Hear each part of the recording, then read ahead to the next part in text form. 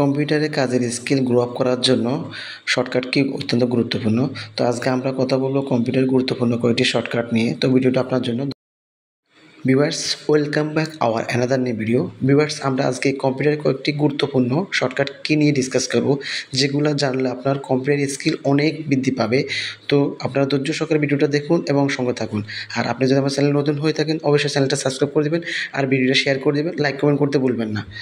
তো আমরা যে কিবোর্ড থেকে যদি কন্ট্রোল প্লাস প্রেস করি তাহলে জুম হবে, যেটা আপনার স্ক্রিনে দেখতেছেন আর কিবোর্ড থেকে যদি কন্ট্রোল মাইনাস প্রেস করবেন তখন হবে জুম আউট হবে।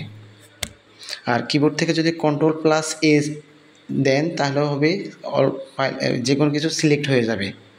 আর কিবোর্ড থেকে কন্ট্রোল প্লাস এস প্রেস করলে আপনার যে কোনো ফাইল সেভ হবে। আপনি ভিডিওটা ধৈর্য সহকারে দেখবেন। আর কিবোর্ড থেকে হচ্ছে কন্ট্রোল প্লাস এক্স প্রেস করলে কাট হবে, যে কোনো জিনিস কাট করে নিয়ে যেতে হলে কোনো ডকুমেন্টস বা কোনো লেখাতে সেটা কাট হবে।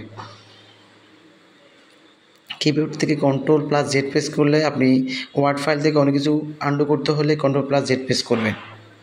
স্ক্রিনটা ভালো করে ফলো করবেন, তাহলে কাজটা স্মুথলিভাবে করতে পারবেন। আর বুঝতে অসুবিধা হলে আপনি অবশ্যই কমেন্ট করবেন। আর ভিডিওটা কেমন লাগলো সেটা অবশ্যই কমেন্ট করে জানাবেন, শেয়ার করবেন, টাইমলাইনে রেখে দেবেন। আর ভিডিওটা সেভ করে রাখবেন, তাহলে আপনাদের ফিউচারে অনেক কাজে লাগবে।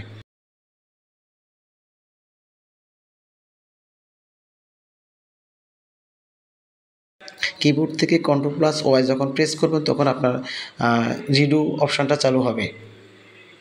আপনি যদি কোনো কিছু রিডু করতে চান তাহলে সেটা কন্ট্রোল প্লাস ওয়াই প্রেস করবেন। কিবোর্ড থেকে কন্ট্রোল প্লাস বি প্রেস করলে আপনি কোনো কিছু যদি কপি করেন বা কাট করেন তাহলে সেটা পেস্ট মানে অন্য জায়গায় স্থানান্তরিত হবে, যেটাকে আমরা পেস্টে বলি। Control plus B. ধন্যবাদ। Wish you all the best. No more today.